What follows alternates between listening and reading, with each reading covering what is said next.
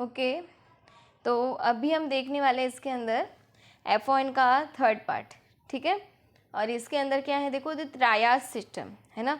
जैसे कि हम पेशेंट को उसकी जो कंडीशन है उसके थ्रू जो डिफ्रेंशिएट करते हैं उसका देखने वाला है कि जो ज़्यादा इमरजेंसी वाला केस है, बहुत ही ज़्यादा ब्लीडिंग लॉस हो गया है, कार्डियक अरेस्ट आया है, उसको हम रेड कलर में डालेंगे, ठीक है।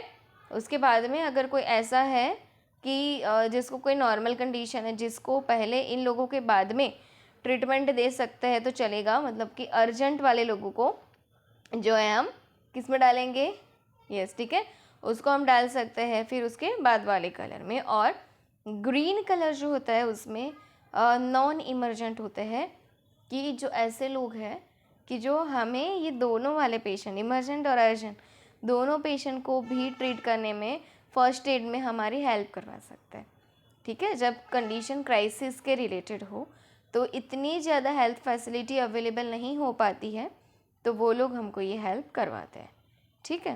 ओके, फिर आएगा आपका ब्लैक कलर की, जो पेशेंट डिजीज्ड होता है या फिर वो डेथ होने वाला है, तो उसको ट्रीटमेंट ये देने की कोई ज़रूरत ही नहीं है, उसको हम ब्लैक के अंदर रखते हैं, ठीक है।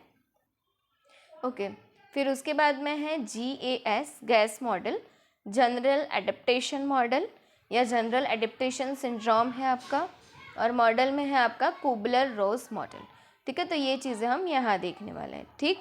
ओके, तो हम लेक्चर स्टार्ट करते हैं उससे पहले आप लोग अच्छे से कॉन्सेंट्रेट होके बैठ जाइए अपनी जगह पे, अच्छे से ध्यान देना, it is specially for the NORCET 8।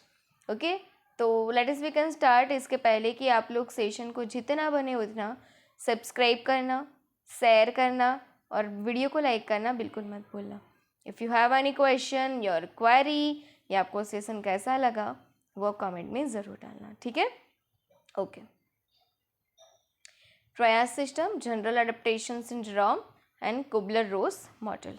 Okay, triage system of the emergency, ये इमरजेंसी में अप्लाइड होता है जब बहुत सारे पेशेंट एक साथ आ जाते हैं, किसकी केयर करे और किसकी बाद में करे, किसकी पहले करे, उसके लिए ये जो मॉडल है हम उसका यूज़ करते हैं। Description, it is the process of determining priority of the patients treatment. ये एक ऐसी प्रोसेस है जिसमें पेशेंट को डिफ्रेंशिएट तो किया जा सकता है, पर प्रायोरिटी ऑफ द पेशेंट्स का ट्रीटमेंट कितनी ज़रूरी है, इस पेशेंट को ट्रीटमेंट की अभी के अभी चाहिए, थोड़ी देर बाद में चाहिए, या अभी थोड़े घंटों के बाद में देंगे तो भी चलेगा, इन दी इमरजेंसी सिचुएशन उसको हम लेते हैं। It is called the start system, और ये जो है स्टार्ट का फुल फॉर्म काफ़ी सारी एग्ज़ाम्स में पूछा भी गया है। Start system is this system simple, start system is this simple triage and rapid treatment. Okay, कैसा है ये, simple triage and rapid treatment. Okay, see rapid transport system, yes, simple क्या है उसका, सिंपल ट्रायज में डालो उसको, और रैपिड जो है ट्रांसपोर्ट सिस्टम, उसको फटाफट से जो भी कलर कोडेड अलाउड हुआ है वहाँ पे पहुँचाओ। तो याद रखना ये कि स्टार्ट का फुल फॉर्म क्या है, simple triage and rapid transport system. Triage के अंदर भी क्या यूज़ होता है, start system, simple triage and rapid transport system. ये जो प्रोसेस है वो क्या है, प्रायोरिटी ऑफ पेशेंट्स के ट्रीटमेंट अकॉर्डिंग पेशेंट्स को डिफ्रेंशिएट्स करना इन द इमरजेंसी सिचुएशन के अंदर। ओके, ये जो स्टार्ट सिस्टम है can be use to categorize the individuals, determination of the priority. आप कैसे प्रायोरिटी को जानोगे, it depends on the emergency situation. पहले तो हम उसका इमरजेंसी सिचुएशन देखेंगे। Greatest risk always receives care first, ठीक है, जिसको सबसे ज़्यादा रिस्क है उसको हम सबसे पहले जो है वो केयर देंगे, है ना। Greatest risk always receives care first. Categories of the trial system according to the priority, ठीक है, अकॉर्डिंग टू द प्रायोरिटी हम ट्रायल सिस्टम को कैसे वो करते हैं। उसमें पहला ही हमारे पास से इमरजेंट, कौन सा है, इमरजेंट, जो रेड कलर का होता है, उसके लिए फॉन्ट मैंने रेड रखे हुए हैं। सेकंड होता है आपका अर्जेंट, जो येलो कलर का होता है। Third one is the non urgent, जो ग्रीन कलर का है। और fourth one is the black colour, जो नॉन है। इसके अंदर आपको सारी इन्फॉर्मेशन मिलेगी, देखते हैं। First one is the red colour, immediate and emergency. Life in imminent danger and require immediate treatment. Second one is the yellow colour, इसमें डिलेड, इससे डिलेड होगा तो चलेगा। Life not an immediate danger, इतना life immediate danger में भी नहीं है, बट रिक्वायर्स अर्जेंट, बट इसको अर्जेंटली तो चाहिए, not immediate medical care. Third one is the green colour, minimal, minor injuries है that will eventually require treatment, जिसको कभी भी आप केयर दो बस दो। और non, no priorities for the black colour, expectant and that patient. Injuries are too extensive, इसको इतनी ज़्यादा इंजरी हुई है और अभी उसका बोल सकते कि एल्डरली पेशेंट भी है, उसको अगर कुछ करेंगे तो भी वो बचने के chances is very very low. To be treated with available resources, उसको अवेलेबल रिसोर्सेज से आप ट्रीट करना चाहोगे तो, क्योंकि उसको इंजरीज इतना एक्सटेंसिव हुआ है कि बचा नहीं पाओगे, और इसीलिए इसके पीछे टाइम बिगाड़ने के चक्कर में इसको आप ना गवा दो, ठीक है। इसके साथ ना इंसाफ़ी ना हो, इसके साथ ना हो, इसके साथ ना हो, ये ज़रूर देखना है, इसके लिए इसको ब्लैक में डाल देते हैं, ठीक है। चलो, first is the emergent, it is coded by red colour that indicates clients who require care as first priority. Red colour में जो भी क्लाइंट होंगे उनको फर्स्ट प्रायोरिटी में आपको ट्रीटमेंट अवेलेबल करवाना है। It also known as the resuscitative phase, in which include highest priority clients और patients who have life threatening injuries। इनको life threatening injuries हुई है, अगर इनको as soon as possible अगर आपने ट्रीटमेंट नहीं दिया तो पेशेंट डेथ कर जाएगा, ठीक है। लाइफ थ्रेटनिंग का मतलब ही फर्टल या डेथ सिचुएशंस होता है। That should be treated immediately और minimum amount of time, personnel और supplies in which immediate interventions are required, in which all the clients should be assessed within 5 to 15 minutes। Red colour वाले सारे patients को आपको फटाफट से फटाफट 5 to 15 minutes के अंदरों अंदर देख लेना है, केयर प्रोवाइड करवा देनी है, with all continuous evaluation in every 15 minutes. और एवरी 15 मिनट्स, पहले तो आपको 5 से 15 मिनट्स में उस सबको देखना है, दूसरा एवरी 15 मिनट्स है ना, इसको आपको देखते रहना है, वाइटल असेस करना है, और वो सब भी आपको कंटिन्यू 15 मिनट्स पे करना है।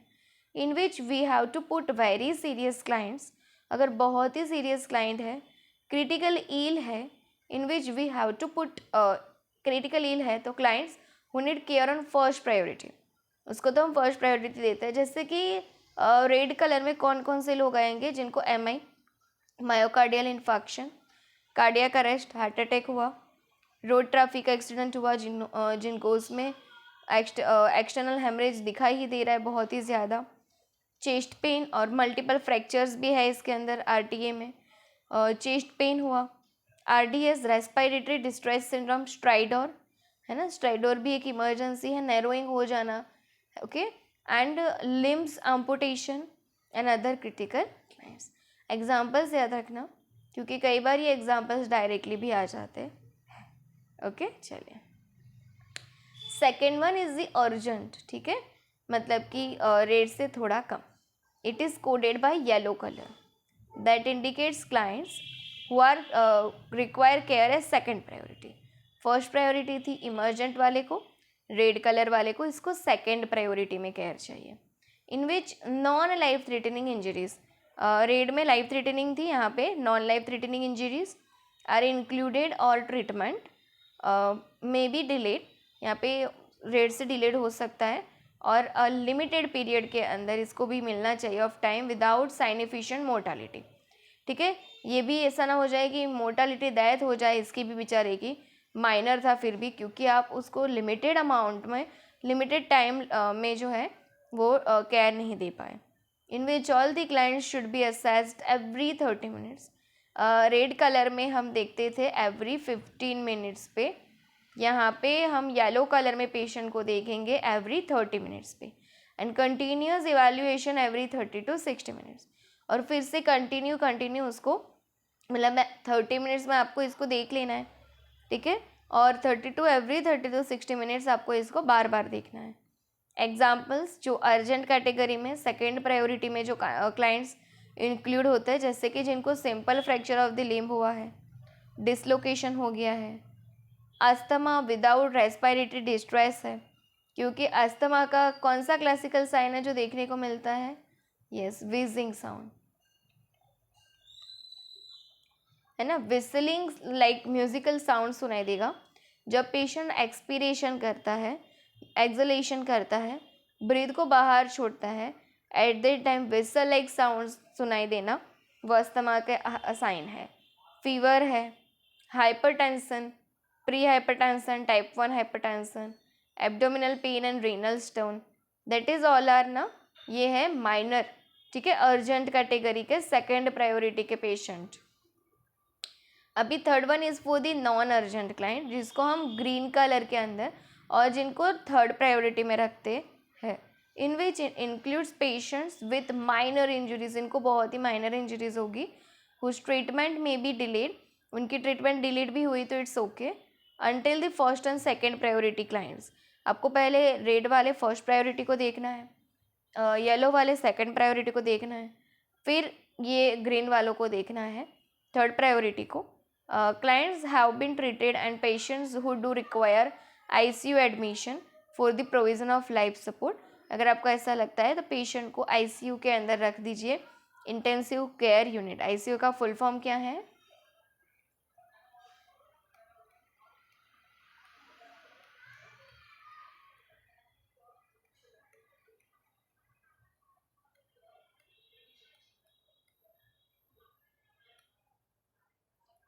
ठीक है, तो यहाँ पे क्योंकि ज़्यादा ही बोलते हैं हम कैपेबल स्टाफ्स अवेलेबल होते हैं, नॉलेजेबल स्टाफ होते हैं, तो यहाँ पे भी उनको अच्छे से केयर मिल जाएगी, तो आप डायरेक्टली यहीं पे उनका एडमिशन करवा सकते हो, ट्रायज रूम में ना रख के। Assess the clients with in 60 minutes, red colour वाले को हमने 5 to 15 मिनट्स के अंदर देखा, एवरी 15 मिनट्स पे वापस देखा।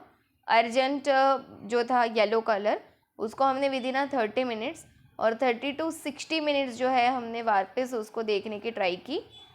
अगर हम थर्ड कैटेगरी में पहुँचे, थर्ड प्रायोरिटी में ग्रीन कलर में, तो उसको हम विद इन 60 मिनट्स में देखेंगे और लेक्चर एंड इवैल्यूएशन या फिर उसके बाद भी आप देख सकते हो, ठीक है, 1 घंटे के बाद में 1 to 2 आवर्स और एवरी शिफ्ट, और उसको बाद में 1 to 2 आवर्स और एवरी शिफ्ट भी आपको इवैल्यूएट करते रहना है।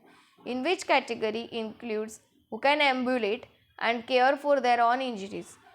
इस कैटेगरी में थर्ड प्रायोरिटी में ग्रीन कलर में उस टाइप के पेशेंट आएंगे कि जो अपने आप से एम्बुलेट होते हैं, मतलब कि मूवमेंट कर पाते, एक जगह से दूसरी जगह पे जा पाते हैं, अपनी इंजरीज़ के लिए फर्स्ट एड केयर भी वो खुद ही ले लेंगे, उतने भी ये लोग कैपेबल होते हैं, ठीक है, तो उनको हम ग्रीन में रखते हैं। फॉर एग्जांपल जिनको माइनर लेसरेशंस, स्प्रेन हुआ है, what is the sprain? Yes, sprain means what? किसका रप्चर होना, किसका लेसरेशन देखने को मिलना? लिगामेंट्स के अंदर अगर आपको कुछ देखने को मिलता है, इंजरीज, आपको अगर लिगामेंट्स के अंदर इंजरीज हुई है तो व्हाट इज़ द लिगामेंट्स की जो टेंडन प्लस टेंडन है ना, इसका प्रॉब्लम हुआ तो उसको हम लिगामेंट्स बोलते हैं। इसका अगर इंजरीज हुआ उसको हम स्प्रेन बोलते हैं, या फिर कोई कोल्ड के सिम्टम्स है तो उसको हम नॉन अर्जेंट ग्रीन कलर में रखेंगे, ठीक है, okay. Bon plus Bon is called the ligaments, क्या हो जाएगा? बॉन plus Bon is called what? Ligaments. और अगर हम टेंडन की बात करें तो bone plus muscles is called the tendon, है ना। और टेंडन में अगर कोई इंजरी हुई हो तो क्या बोलते हैं हम? श्रेन। अगर लिगामेंट में इंजरी हुई तो हम क्या बोले? Yes, sprain. लिगामेंट्स क्या हैं? बॉन प्लस बॉन, ओके, और टेंडन क्या है? बॉन प्लस मसल्स, ठीक है, ओके, गुड। चलो ये हमने देख लिया चार्ट्स, रेड येलो। अभी fourth one is for the non, it is coded by black colour, ठीक है, in which included dead patient या सीवियरली इंजर्ड क्लाइंट है and not expected to survive. उसको देख के ही लग रहा है कि इसकी ट्रीटमेंट में हमको टाइम वेस्ट करने की रिक्वायरमेंट ही नहीं है, क्योंकि ये सर्वाइव नहीं कर पाएगा, okay. These are victims that would not benefit recovers आप जो भी केयर करने जा रहे हो, ट्रीटमेंट इसको देने जा रहे हो, वो दिखेगी नहीं, वो बेनिफिशियल नहीं होगी, वो पेशेंट को रिकवर करने में हेल्प नहीं करेंगी फ्रॉम एनी केयर। अगर आप कोई भी केयर दे दो, उसको सीपीआर कर दो, कार्डियोपल्मोनरी रिससिटेशन कर दो, आप उसका डीफिब कर दो, एडी आप कर दो, ऑटोमेटिक एक्सटर्नल डीफिब, कुछ भी इसका हेल्पफुल नहीं होने वाला है, आपकी मेहनत वेस्ट होने वाली है। And treatment because the severity of the injury is must more. Okay, तो इसके लिए हम इसको ब्लैक कलर के अंदर देख लेते हैं, ठीक है, उसको देखने की जाने की ज़रूरत नहीं है। Nurses star points is a very very important point while assessment of the clients in emergency department in hospital setting should follow triage system। जब हम हॉस्पिटल के इमरजेंसी डिपार्टमेंट के अंदर काम कर रहे हो तो हम देखेंगे, क्योंकि पेशेंट को कुछ भी नहीं हुआ होगा, वो फॉल्स सीजर लेके भी आ जाएगा, उसको हमें आइडेंटिफाई करना है कि सच में इसको हमें रेड में डालना है कि किस में डालना है। ओके, तो इसके लिए आएगा आपका हॉस्पिटल सेटिंग के अंदर आपको फॉलो करना पड़ेगा ट्रायज सिस्टम, वरना जिसको क्या नहीं चाहिए उसके पीछे आप घंटों वेस्ट कर दोगे, और जिसको सच में चाहिए वो ऊपर, ठीक है। And categories the all patient as pre priority where as in case of disaster at the affected area. इसमें पर प्रायोरिटी, पेशेंट का जो पर प्रायोरिटी है उसको फटाफट से ट्रायज के अंदर आप रेड में, इस पेशेंट को रेड में ले जाओ, येलो में, ग्रीन में, ये फटाफट करना पड़ेगा, वरना इमरजेंसी एरिया में आप डिज़ास्टर क्रिएट कर दोगे, पेशेंट की भीड़ जमा हो जाएगी, जहाँ भूल से भी कोई भी अवेलेबल ही नहीं, अवेलेबल आई कि बहुत पेशेंट की भीड़ जमा नहीं होनी चाहिए, वैसा हो जाएगा जो ओके नहीं है। Should be follow disaster principle which high priority clients treated last and least priority clients और who requires minimal can treated first. ये कब होगा?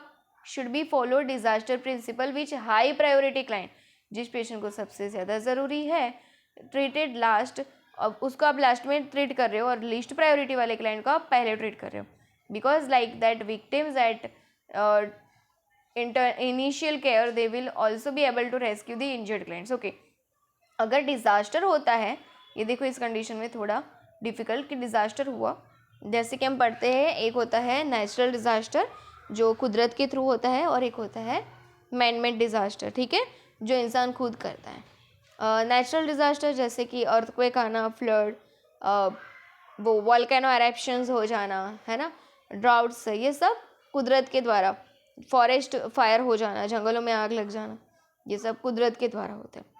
मैन मेड में बात करें तो जैसे उसने न्यूक्लियर बॉम्ब बनाया, कहीं पे फेंकने को सूझा उसको, जैसे कि इंसिडेंट देखो आप हिरोशिमा एंड नागासाकी का।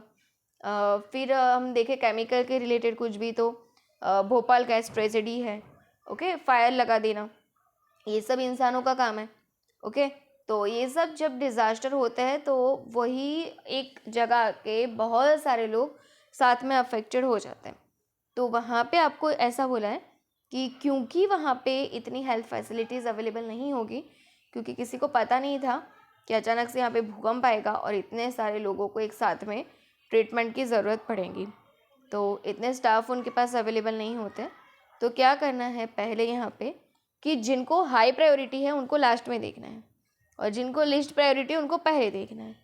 मतलब कि ग्रीन वालों को, जिसको थर्ड प्रायोरिटी है, उसको ऐसे डिज़ास्टर सिचुएशन में आप पहले देखोगे, उनको एज अ तब बिना डिग्री के आप थोड़ा नर्स बना दोगे कि जो फर्स्ट एड में आपकी मदद कर पाए, एटलीस्ट सेफ्टी कर पाए, कि जो ऐसे क्लाइंट है जिनको मल्टीपल फ्रैक्चर्स हुए हैं, जो कहीं चीज़ों के नीचे दबे हुए हैं, जो जिंदा तो है, तो उनको बाहर लाने में और ये सब में ये लोग उनकी आपकी और डिज़ास्टर टीम की हेल्प कर पाए। तो इसके लिए यहाँ पे उल्टा चलेगा कि आपको जो लिस्ट प्रायोरिटी है उसको पहले देखना है, हाई प्रायोरिटी को बाद में देखना है, लिस्ट प्रायोरिटी वाले आपकी जो है वो ट्रीट होकर आपकी हेल्प कर पाएंगे इसके लिए। ठीक है रेस्क्यू में, समझ गए? ओके, चलो। यूथेनेसिया मतलब क्या? यूथेनेसिया जो है इसके अंदर पहले तो टाइप आते हैं, एक्टिव, पैसिव, है ना, ऐसे। Euthanasia it is a practice of the intentionally ending of the life. उसकी इच्छा होना, इच्छा मृत्यु सुना है ना, ये वही है। तो euthanasia it is a practice of the intentionally ending of life of any victim to relieve pain and suffering ये तभी हम करके देते हैं जब वो पेशेंट बहुत ही गंदी तरीके से पेन से सफ़र हो रहा हो, last stage of the cancer हो, या कोई ऐसी बीमारी जो वो सहन ही नहीं कर पा रहा हो, बहुत सारे ईयर से वो इससे सफ़र हो रहा है, तो अगर उसकी इच्छा है कि अब वो नहीं, तो वो डॉक्टर से मांग नहीं करेगा और डॉक्टर उसको यूथेनेसिया का इंजेक्शन नहीं दे देंगे, मांग होगी सुप्रीम कोर्ट से। और सुप्रीम कोर्ट अगर ये सुन के हाँ बोलती है तब भी आप ये कर पाओगे, ठीक है। और ये एवरी कंट्रीज़ में अलाउड भी नहीं है। तो आपने ऐसे ही बोल दिया कि मेरा ब्रेकअप हो गया और मुझे यूथेनेसिया चाहिए, ऐसे नहीं देते। आपको सच में आप कोई डिजीज़ कंडीशन से पेन या कुछ सफ़र कर रहे हो तो देते हैं, समझे। चलो, देयर आर फॉलोइंग टाइप्स, जैसे मैंने बोला, तो एक आपके पास है एक्टिव यूथेनेसिया, पैसिव यूथेनेसिया, और दूसरा है आपके पास में यहाँ पे वॉलंटरी यूथेनेसिया, ठीक है। चलो, और इनवॉलंटरी, यस इनवॉलंटरी यूथेनेसिया, मतलब टोटल 4 टाइप्स है आपके पास। ओके, पहला हम देखें active euthanasia, using a specific methods that cause a patients to die. इसके अंदर स्पेसिफिक मेथड को यूज़ किया जाता है पेशेंट को मारने के लिए, such as administering a loading dose of inotropes, adrenaline, nor adrenaline, बराबर। ये सारे दवाइयों का हाई डोज दे के जो है भी आप पेशेंट का हार्ट बीट बहुत ज़्यादा वो करेगा, फिर वो सहन नहीं कर पाएगा और उसका हार्ट, ओके, और पेशेंट मर जाएगा। तो आप इसका भी यूज़ कर सकते हो। पैसिव यूथेनेसिया, रिजेक्टिंग और होल्डिंग द ट्रीटमेंट, पेशेंट मना कर देगा आप मुझे दवाई नहीं लेनी है, या फिर ऊपर से ऑर्डर होगा कि पेशेंट कुछ भी बोले उसको आप दवाई देना बंद कर दो, उसके बिना जितना जिंदा रहता है वो रहने दो, वरना फिर बस। तो ये पैसिव है, उसको कुछ भी नहीं देना है, ट्रीटमेंट ही नहीं देनी है, और रिजेक्टिंग या होल्डिंग बंद कर देना है, तो वो पैसिव यूथेनेसिया है। May lead to the death of a patient such as stop the inotropes, जो उसको बहुत ही कम अमाउंट में चल रहे थे, उसको उसके हार्ट को चलाने के लिए एड्रीनालिन, नॉर एड्रीनालिन, उसको ही बंद कर दिया। चालू करना, लोडिंग डोज देना, हाई डोज देना, एक्टिव यूथेनेसिया है। पर जो दवाइयाँ उसकी लाइफ के सेविंग के लिए चल रही थी उसको ही रिजेक्ट करता है पेशेंट, या फिर होल्ड करते हो तो नॉर एड्रेनालिन, एड्रेनालिन, तो आता है passive euthanasia. Voluntary euthanasia is also known as the assisted suicide, patient खुद की मर्जी से चाहता है कि अब मुझे नहीं जीना है, in which a client want or willing to die, यहाँ पे पेशेंट की खुद की मर्जी है, and has requested to bring this about for doctor, और ये उसके बारे में डॉक्टर से विनती करता है, प्लीज़ डॉक्टर साहब अब मुझसे नहीं होगा, इससे अच्छा आप मुझे मार दीजिए, मैं इसके लिए रेडी हूँ। तो ये है voluntary euthanasia. Involuntary euthanasia, without wishing the client, यहाँ पे क्लाइंट की कोई मर्जी नहीं है, अब ज़बरदस्ती ऐसा कर रहे हो। इट मे बी एक्टिव और पैसिव यूथेनेसिया, यहाँ पे यही लागू पड़ेगा ना, एक्टिव और पैसिव, क्योंकि क्लाइंट ने आपको नहीं बोला है कि आप लोडिंग डोज दीजिए एड्रेनालिन और एड्रेनालिन और मुझे मार दीजिए, ये एक्टिव। और क्लाइंट ने नहीं बोला कि रिजेक्ट कीजिए, होल्ड कीजिए एड्रेनालिन और, ये पैसिव। तो अगर आप ऐसा करते हो, क्लाइंट की मर्जी के विरुद्ध उसको मार देते हो, बेचारे की जीने की इच्छा है, भले ही पेन हो रहा है, मैं एटलीस्ट मैं जिंदा तो हूँ, बट आपको ऐसा नहीं करना, आप उसे मार देते हो, तो वो इनवॉलंटरी यूथेनेसिया के अंदर आएगा, ठीक है। तो हम बताएंगे कि वॉलंटरी इनवॉलंटरी मेन है, जिसकी सब टाइप्स, इनवॉलंटरी के ही सब टाइप्स है active and passive. Okay, gas model, general adaptation syndrome model, stress response इसमें देखा जाता है, किस तरीके का स्ट्रेस आता है। अभी आप देखोगे कि everyone has suffering from the many types of this stress. अगर वो स्टूडेंट है तो उसको पढ़ने का स्ट्रेस है, मार्क्स लाने का स्ट्रेस है, एग्ज़ाम डेट आ गई है, उसमें क्या करे क्या ना करे, उसका स्ट्रेस है। अगर कोई पेरेंट्स है तो उसको बच्चों की पढ़ाई का, उसकी घर चलाने का, सोशली कुछ भी। अगर कोई जॉब कर रहा है तो बीमार कितना भी है, कल जॉब में जाना ही पड़ेगा, उसका स्ट्रेस। तो एवरीवन हैज़ स्ट्रेस, है ना। किसी ने लोन ले रखी है तो उसका स्ट्रेस है। तो डिस्क्रिप्शन क्या है, देखो, stress is the biological and psychological response of the body. Stress जो है बॉडी का दोनों रिस्पॉन्स है, बायोलॉजिकल भी है और साइकोलॉजिकल रिस्पॉन्स है बॉडी का। इट इज़ अ फाइट और फ्लाइट। एड्रेनालिन सुना है आपने, यही रिस्पॉन्स, एड्रेनालिन यही करती है, या तो लड़ लो आप अपने स्ट्रेस से या फिर भाग लो, ठीक है। तो फाइट और फ्लाइट रिस्पॉन्स, जैसे कुत्ता, हम शांति से खड़े थे, कुत्ता हमारे पीछे पड़ा, फाइट और फ्लाइट, ठीक है। ये response is the emergency reaction system of the body. इसमें हमारी बॉडी इमरजेंसी रिएक्शन शो करती है। When the stress response is turned on, एक बार अगर ये स्ट्रेस रिस्पॉन्स टर्न ऑन हो गया, अब बॉडी में रिलीज लॉट्स ऑफ हार्मोन, हमारी बॉडी बहुत सारे हार्मोन्स को जो है वो रिलीज़ करती है, लाइक एड्रेनालिन, और यही एक रीज़न है इसका, और कोर्टिजोल जो भी एक स्ट्रेस के लिए ज़रूरी हार्मोन है, तो ये दोनों हार्मोन रहेगा। टाइप्स ऑफ स्ट्रेस, जैसे यू स्ट्रेस एक गुड स्ट्रेस है, जो जिसने पूरा सब कुछ पढ़ लिया है, ठीक है, सारे लेक्चर्स देख लिए, जैसे हमारे नर्सिस स्टार के, उसने नोट्स भी बना दी है, रिवीजन भी कर दिया है, तो उसको गुड स्ट्रेस होगा। 12 ऑफ द अप्रैल को डेफिनेटली श्योर सारा सिलेबस कंप्लीट होगा विद द एमसीक्यूज, अब सिर्फ जुड़े हुए रहिए। तो उसको गुड स्ट्रेस होगा कि मैंने जो पढ़ा है वही से क्वेश्चन आने का अब मुझे पता है, मैं कैसे अटेम्प्ट कर पाऊँगा, मुझे आएगा, हाँ आएगा, मुझे वो ऐसा कहाँ कैसा लगेगा, इस बार मेरी पूरी तैयारी है, ठीक है, पर थोड़ा सा डर लगना क्योंकि वो आपका एग्ज़ाम एनवायरनमेंट है, राइट। तो ये अच्छा है, थोड़ा स्ट्रेस होना अच्छी बात होती है। जैसे कि आपने पहले बहुत कुछ पढ़ा होगा, बट ये टाइम में जब डेट आ जाती है तब आप पढ़ते हो और रिवीजन करते हो, तब आपका दिमाग हाई अलर्ट होता है, ठीक है, कि अब तो डेट आई गई, अब तो पढ़ना ही पड़ेगा बेटा, भागने से नहीं चलेगा, ठीक है। ये गुड स्ट्रेस है। अभी हम देखते हैं ये वाले क्लाइंट को, डिस्ट्रेस, ओके, बैड स्ट्रेस। अरे भैया 12 ऑफ अप्रैल आ गए, अब आप नर्सिस स्टार के क्या किसी के भी लेक्चर्स देख लो, कुछ भला नहीं होगा, ठीक है।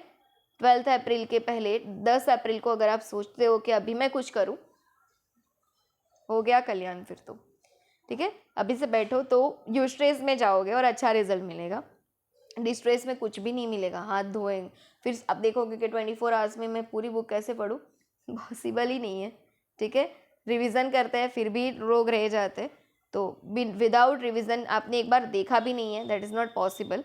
तो डिस्ट्रेस मतलब कि बैड स्ट्रेस, ठीक है, गंदा वाला स्ट्रेस, पता ही हमारा क्या होने वाला है एग्ज़ाम के दिन, हम अगर जगह तो पॉसिबल नहीं है। हाइपर स्ट्रेस, ओवर स्ट्रेस लेना जिसकी इतनी ज़रूरत ही नहीं है, क्या होगा करके पढ़ना ही नहीं, बस स्ट्रेस में ही रहना कि यार कैसे होगा, इतने ही दिन है, महीना ही है मेरे पास, तो पढ़ ले, उससे अच्छा है कुछ हो जाएगा, ओके। ये भी फालतू का स्ट्रेस है। और हाइपो स्ट्रेस मतलब कि अंडर स्ट्रेस में रहना, हल्के में रहना, अभी तो बहुत देर है, मैं पढ़ लूँगा, ठीक है, मुझे तो सब कुछ आता है, तो ये हाइपो स्ट्रेस है, ओके। चलो, तो यू स्ट्रेस गुड स्ट्रेस है, डिस्ट्रेस बैड स्ट्रेस है, हाइपर स्ट्रेस ओवर स्ट्रेस है, और हाइपो स्ट्रेस जो अंडर स्ट्रेस है। GAS, general adaptation syndrome, this model was given by Selye, मतलब उसका पूरा नाम था हैंस सैलिए जो था, उसने ये मॉडल दिया था, और ये क्वेश्चन भी कई बार एग्जाम में जो है वो आ चुका है। It is non specific physiological response against this trait, क्या है ये, non specific physiological response against the stress. There are 3 phases, और उसको याद रखने के लिए हमने एक मैनोमिक्स बनाया, R, A for the alarm, R for the resistance, X, E for the exhaustion, ठीक है। गैस मॉडल किसने दिया, हैंस सेलिए ने दिया। Non specific physiological response against stress है, इसके अंदर 3 स्टेजेस आते हैं, R, A for the alarm, R for the resistance and E for the एक्सहोशन।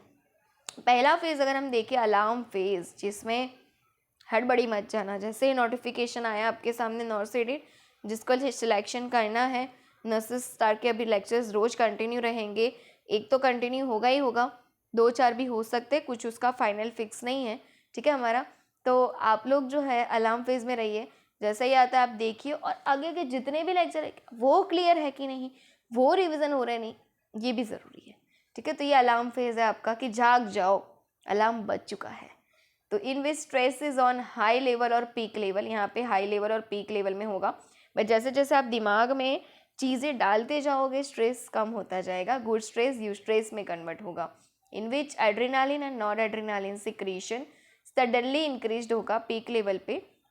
Sympathetic nervous system prepare to physiologic response to defence for fight और flight, response by stimulating adrenal medulla to secrete epinephrine मतलब कि adrenaline and nor epinephrine मतलब कि nor adrenaline, result in following physiological response occur. कैसे response देखने को मिलेगा, देखो ये हमारा एक पूरा बताया पहले, तो ये गुड हेल्थ है, होम्योस्टेसिस है इसमें, है ना, तो इसमें रेजिस्टेंस थोड़ा हाई रहेगा, गुड हेल्थ है। फिर आएगा हमारा अलार्म स्टेज, रेजिस्टेंस स्टेज, और एक्सहोशन स्टेज जिसमें पैनिक जोन आ जाएगा, बैड स्ट्रेस, डिस्ट्रेस। ठीक है, यहाँ तक अगर आपने मेहनत कर ली आप हंसोगे, और अगर आपने यहाँ तक कुछ नहीं किया, कल करेंगे परसों करेंगे, तो आप यहाँ पहुँच के रोओगे, बैड स्ट्रेस में चले जाओगे, डिस्ट्रेस में। ठीक है, चल अलार्म के देखो क्या है, आपकी हार्ट बीट जो है वो इंक्रीज हो जाएगी to pump more blood to the muscles. जैसे कुत्ता आपके पीछे भाग रहा है तो आपके heart beat will be tachycardia, बढ़ेंगे। Peripheral blood vessels constrict for more blood pump to vital organs. Vital organs कितने हैं हमारे? 5। कौन कौन से हैं? हार्ट है, किडनी है, ब्रेन है, लंग्स है, लीवर है। ठीक है, तो क्या होगा इसमें कि हमारी बॉडी को मोर ऑक्सीजन की, ब्लड की रिक्वायरमेंट होगी, तो वेसल कॉन्स्ट्रिक्शन होगा और सारे वाइटल ऑर्गन्स को जो है वो ब्लड एंड ऑक्सीजन पहुंचाएंगी। ब्रोंकियोल्स डायलेट होगी for more oxygens. Coronary blood vessels dilate to give more blood to the heart muscles, coronary for the heart.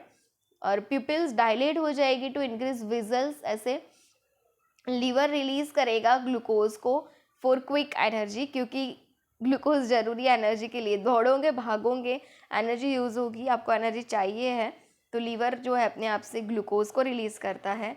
Prothrombin time PT shortened हो जाएगा to protect the body from loss of blood in event of injury. ठीक है, ये increase होगा ताकि आपको जो bleeding हो रहा है वो जल्दी से क्लॉट हो। Sodium is reabsorbed to maintain blood volume. All intestine secretion decrease, all intestine जो सिक्रीशन है वो डिक्रीज हो गए to preserve fluid volumes of the body, क्योंकि डाइजेशन कम हो जाए और फ्लूइड वॉल्यूम्स बॉडी में बना रहे, इसलिए इंटेस्टाइन का सिक्रीशन डिक्रीज रहेगा। बाकी इमरजेंसी वाले जो एड्रिनल मेडुला के हॉर्मोन्स हैं, nor adrenaline and adrenaline, epinephrine and nor epinephrine, ये बढ़ेंगे, उसकी वजह से सब कुछ सिंपैथेटिक रिस्पॉन्स भी देखने को मिलेगा। Second one is for the resistive phase. If stress are continued, अगर अभी भी आपका स्ट्रेस कंटिन्यू है, देन रिजल्टेड इंक्रीज और prolonged secretion of the cortisone, तो अभी हार्मोन आएगा, कोर्टिजोन का सिक्रेशन बढ़ेगा। Enabled body to cope with stress, ये भी इसी के लिए कि बॉडी कॉप अप कर पाए स्ट्रेस के साथ। ठीक है, तो सेकेंड में आपका ये होगा। Third one is for the exhaustion phase. ठीक है, तो एक्सहोशन में इफ स्ट्रेसेस आर कंटिन्यू, अभी भी स्ट्रेस कंटिन्यू है, and response are no longer effective, कोई भी आप एपिनेफ्रिन, एड्रेनालिन, कोई भी इसे बॉडी से के साथ कोर्टिजोन से कंपेंसेट नहीं कर रहा है, तो ये आएगा। Then client will not able to cope with the stresses. The last is exhaustion और डेथ, और अगर ऐसा रहा तो इसमें पेशेंट ही नहीं रहेगा, डेथ कर जाएगा। ठीक है, तो ये ज़रूरी है। यहाँ पे हम देखना चाहेंगे नर्सिस स्टार के पॉइंट, जैसे कि देखो examples of stress hormones of the human body is the adrenaline, nor adrenaline first stage के, फिर आएगा सेकेंड में कोर्टिजोल और हाइड्रोकोर्टिजोन, इसी का नाम है सेकेंड स्टेज का। फाइट एंड फ्लाइट फेनोमेनन जो इसी की वजह से है, of the human body occur due to the which hormone, adrenaline and nor adrenaline. Fight and flight, लड़ो या भागो वाली स्थिति कौन सी हार्मोन की वजह से? एड्रेनालिन एंड नॉर एड्रेनालिन की वजह से, और इसी को हम एपिनेफ्रिन और नॉर एपिनेफ्रिन बोलते हैं। एड्रेनल मेडुला, किडनी के ऊपर का जो है सुप्रारेनल ग्लैंड एंडोक्राइन, वहीं से ये सिक्रेट होता है। अभी हम देखेंगे कुबलर रोज का मॉडल, जिसमें आएगा ग्रीफ। क्या आएगा? ग्रीफ, और ग्रीफ के रिलेटेड क्वेश्चन भी कई बार एग्जाम में आ चुके हैं। द नॉर्मल फिजियोलॉजिकल रिस्पॉन्स और process of human body to reacting a loss, body का रिस्पॉन्स देखने को मिलना, खाने से ना कर देना, पानी पीने से ना कर देना, ठीक है, कुछ भी पसंद नहीं आना, जहाँ पे बैठे वहाँ से खड़े भी ना होना, ये है ग्रीफ। ये कब देखने को मिलता है? ये नॉर्मल फिजियोलॉजिकल रिस्पॉन्स है और प्रोसेस है ह्यूमन बॉडी की रिएक्टिंग टू अ लॉस, जब आपका कुछ लॉस होता है, जैसे कि आपकी बहुत ही प्यारी कोई चीज़ है, वो आपसे टूट गई, आपका प्यारा डॉगी था वो, उसका डेथ हो गया, आपका कोई लव्ड वन BF GF का जो है ब्रेकअप हो गया, किसी का डेथ हो गया, वाइफ का, हस्बैंड का, ये देखने को मिलता है ग्रीफ में। ठीक है, मम्मी पापा का सब में आता है। ठीक है, तो क्या करेगा? नहीं, मुझे अब नहीं खाना, इसके बाद मेरी जीवन ही ख़त्म हो गया, अब मैं क्या करूँगा, यही मेरा सहारा था, 2-3 दिन तक, फिर सब खत्म। ठीक है, अभी का सिनारियो, पहले 12 दिनों तक, अभी का 1 दिन भी बहुत ज़्यादा है। ओके, तो ये है आपके पास।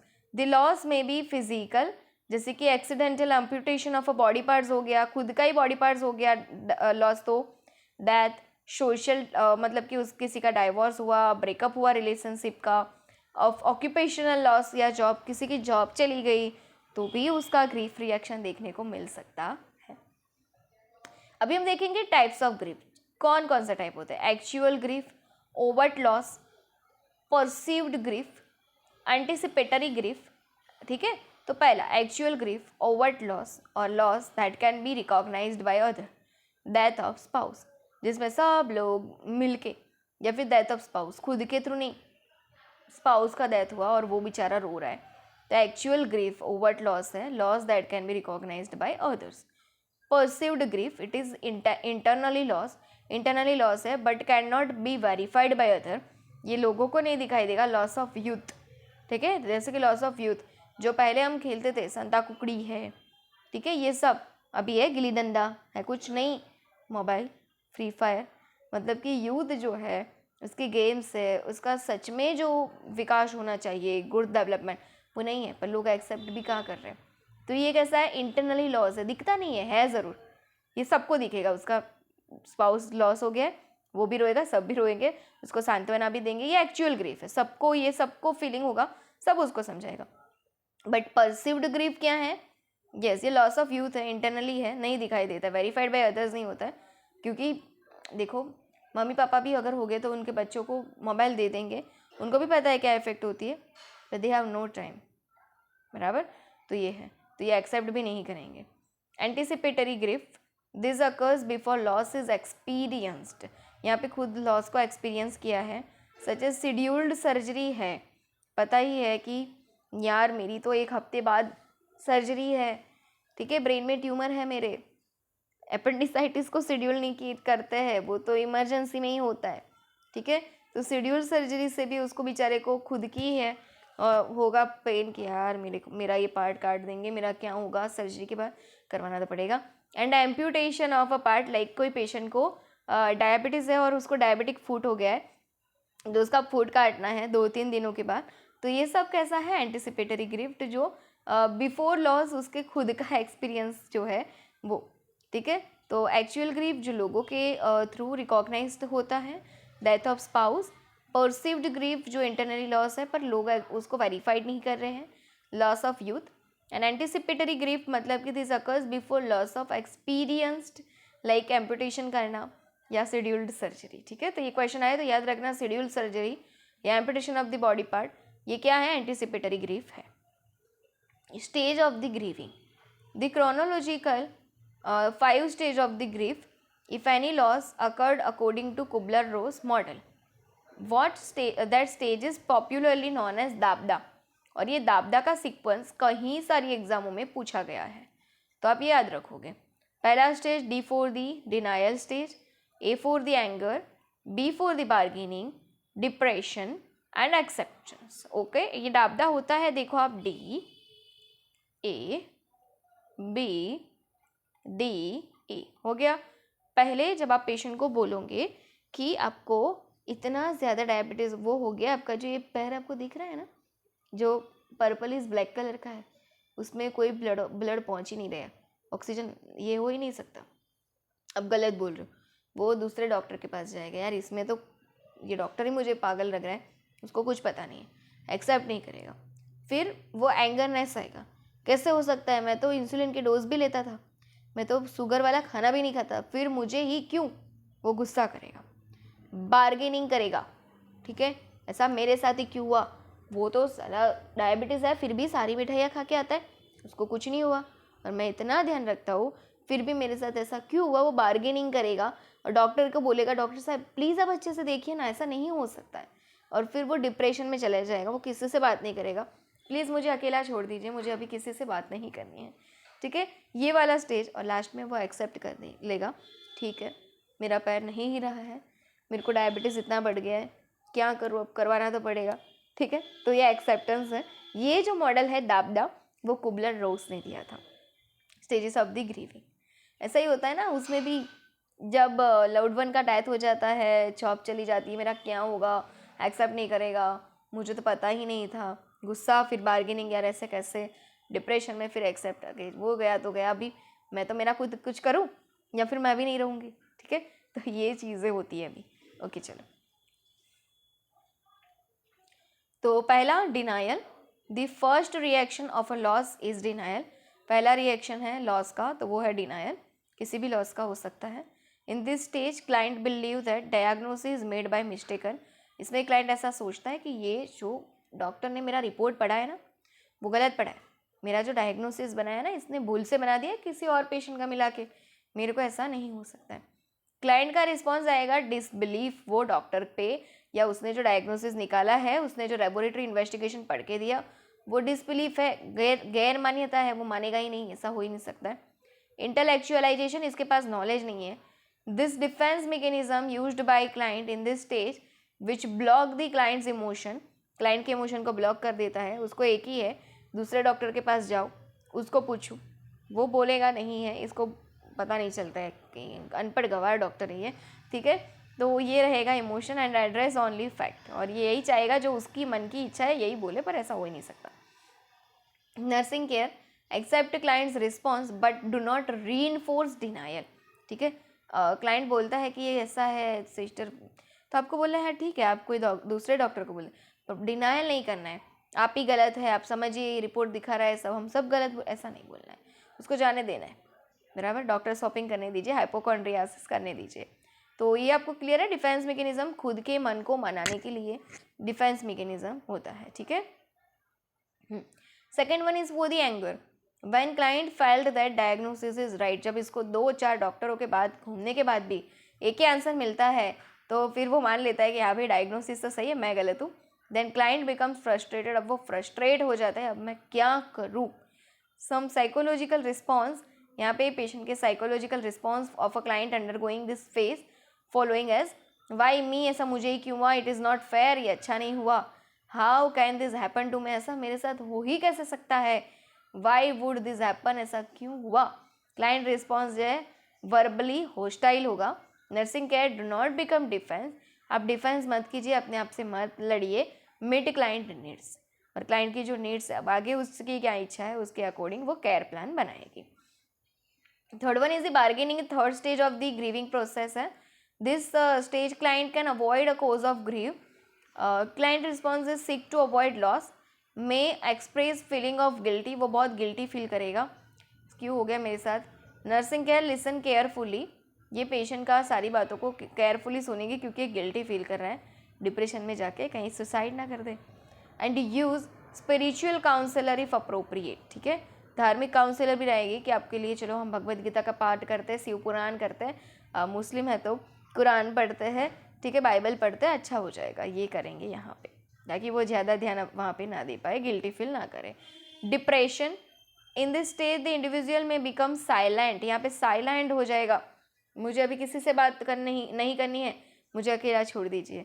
रिफ्यूज़ विजिटर्स, मना कर देगा, मुझे किसी से नहीं मिलना। Spend much of the time mournful and Solan, sadness, अकेला अकेला रहेगा, चुप रहेगा, शांत रहेगा और सैडनेस में अपना टाइम मोस्टली बिताएगा। Some psychological response in this stage of the depression is I am going to die soon, मैं जल्दी से मरने वाला हूँ, सो व्हाट्स द पॉइंट, अभी मैं क्या करूँ।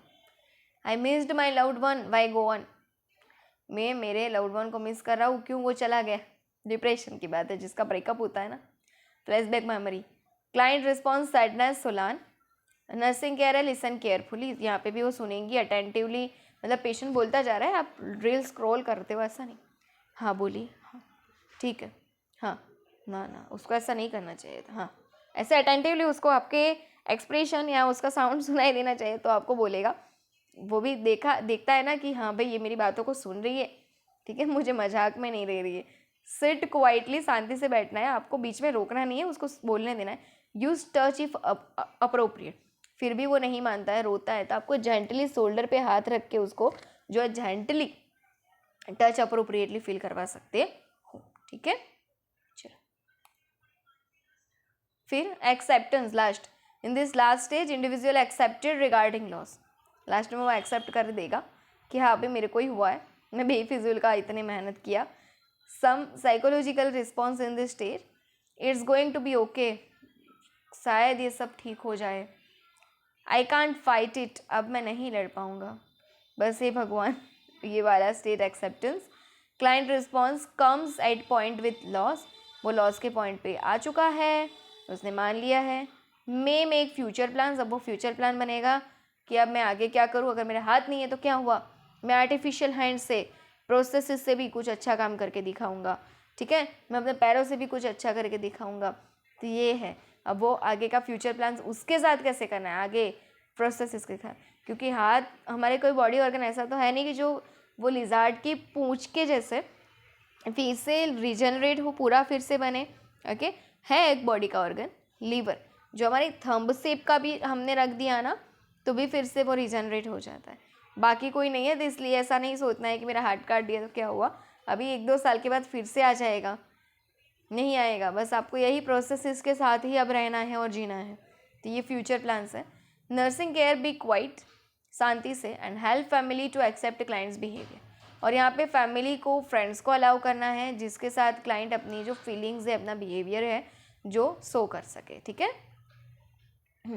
अभी है estimated blood loss based on patients initial presentation. तो पहला है ब्लड लॉस हुआ है class 1, class 2, class 3 and class 4 के वाइज।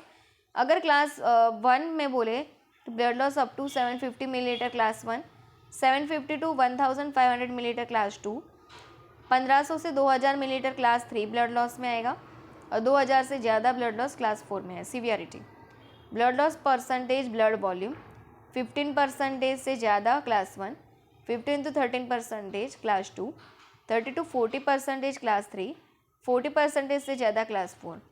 पल्स रेट क्या होगा, क्लास 1 में लेस देन 100, क्लास 2 में बढ़ेगा, पहले कम फिर बढ़ेगा 100 से 120, क्लास 3 120 to 140। सॉकी होता है ना, ये भी एक प्रकार का, तो हेमरेजिक सॉक, उस क्या होता है हर एक सॉक में, हाइपोटेंशन एंड टेकी कार्डिया, इसलिए पल्स रेट तो बढ़ेंगे। बीपी देखो नॉर्मल नहीं होगा, पहले नॉर्मल फिर डिक्रीज हो जाएगा, है ना, हाइपोटेंशन क्योंकि होता है। क्लास 3 में 120 140 एंड क्लास 4 में 140 से ज़्यादा। Systolic BP normal class 1, normal class 2, decrease class 3, decrease class 4। Pulse pressure भी यही, सिस्टोलिक ब्लड प्रेशर और उसकी वजह से पहले नॉर्मल और डिक्रीज, और 2, 3, 4 सब में डिक्रीज। रेस्पिरेटरी रेट जो है वो ज़्यादा होगा, टैकिपनिया देखने को मिलेगा, पहले normal 14 to 20 class 1, 20 to 30 class 2, 30 to 40 class 3 and 35 से ज़्यादा class 4। Urine output millilitre per hour कम होता जाएगा, पहले ग्रेटर देन 30 मिलीलीटर नॉर्मल जितना class 1, 20 to 30 millilitre class 2, 5 to 15 millilitre class 3 and negligible anuria absence of urine class 4। CNS mental status, उसका हम बोलते हैं ना लेवल ऑफ कॉन्शियसनेस, LOC, ठीक है। Slightly anxious class 1, mildly anxious class 2, anxious confused class 3, confuse and lethargic class 4। Initial fluid replacement, यहाँ पे हमको crystalloid solution class 1, crystalloid class 2 में देना है, क्रिस्टलोइड एंड ब्लड भी देना पड़ेगा क्लास 3 में, और क्रिस्टलोइड के साथ अगेन ब्लड देना पड़ेगा क्लास 4 में। ये ब्लड वॉल्यूम के रिलेटेड आप ये ज़रूर याद रखना कि 750 मिलीलीटर ब्लड लॉस क्लास 1, 750 से 1500 मिलीलीटर ब्लड लॉस क्लास 2, 1500 से 2000 millilitre blood loss class 3, 2000 millilitre से ज़्यादा ब्लड लॉस तो क्लास 4, ठीक है। चलो, visual estimation of blood loss, जैसे कि 30 मिलीलीटर ब्लड लॉस हुआ, उसको हम इजीली बोल कह सकते हैं, जैसे कि 30 मिलीलीटर में आपको क्या दिया हुआ है पता है आपको, 30 मिलीलीटर में आपको जो दिख रहा है ना वो है आपके पास soiled sanitary towel, soiled sanitary towel पूरा इतना ब्लड से भरा है, तो 30 मिलीलीटर ब्लड लॉस हुआ। फिर नीचे ये जो आपको दिख रहा है ये सिचुएशन जो है सेकंड वाली, ठीक है, यस ये वाली, तो उसमें 60 मिलीलीटर ब्लड लॉस हुआ है। Saturated small swab 10 into 10 swab का, कितना 10 into 10 स्वैब का जो है वो हुआ है। फिर आपके पास है ये वाला, यस दैट इज़ वन, कि सैचुरेटेड सैनिटरी जो टॉयल है या पेड है वो पूरा भर चुका है 100 मिलीलीटर, ठीक है। फिर आपके पास आएगा ये जो है इनकॉन्टिनेंस पेड है 250 मिलीलीटर। फिर आपके पास that is one is the saturated small swab जो 45 से 45 सेंटीमीटर का है, जो आएगा आपका 350 मिलीलीटर। फिर आपका ये कि जो फ्लोर स्पिल 100 सेंटीमीटर डायमीटर तक आपको गया है फ्लोर पे, तो 500 मिलीलीटर। ये फुल किडनी ट्रे भर के, किडनी डिश भर के अगर उसका ब्लीडिंग है 500 मिली, ये क्वेश्चन कई बार आ चुका है। फिर पेशेंट का पूरा जो बेड है वो ऐसे भरा हुआ है, blood spilling on the bed पे भी है 1000 millilitre, blood spilling to the floor, bed पे तो है वो फ्लोर पे भी है तो 2000 मिलीलीटर, इसको हम बोलेंगे। याद रहेगा 30 मिलीलीटर, 60, 100, 250, 350, 500, 500 दो में है ना, 500 किस में है कि फ्लोर पे स्पिल हुआ तो भी, फुल किडनी ट्रे भरी है तो भी, बेड पे पूरा है तो 1000 मिलीलीटर, बेड के साथ नीचे गया है तो 2000 मिलीलीटर। ठीक है, तो आपको ये भी याद रखना पड़ेगा। ओके, ये वही चीज़ें हैं जो हमने अभी देखी है। ठीक है, 30 मिलीलीटर, ये 60 मिलीलीटर आपका 10 and 10, फिर आपका ये जो है सैनिटरी वो 100 मिलीलीटर, 250 मिलीलीटर, ये आपका 350 millilitre, floor spill 500 millilitre, full with kidney 500, blood spilling bed आपका 1000, blood spilling floor also bed and floor तो 2000। ठीक है, क्लियर। तो इसी के साथ हम ये सेशन को यहीं पे जो है वो कंप्लीट करेंगे। नेक्स्ट जब हम मिलेंगे तो और इंटरेस्टिंग सेशन के साथ मिलेंगे। ठीक है, याद रखना काफ़ी इंटरेस्टिंग है, काफ़ी इम्पोर्टेंट है, इसलिए आपको इंटरेस्टिंग बनाना पड़ेगा। ठीक है, तो मिलते हैं नेक्स्ट सेशन में और इम्पोर्टेंट टॉपिक के साथ। आपको अच्छा लगा होगा, आई विश, ज़रूर कमेंट कीजिएगा। Thank you so much.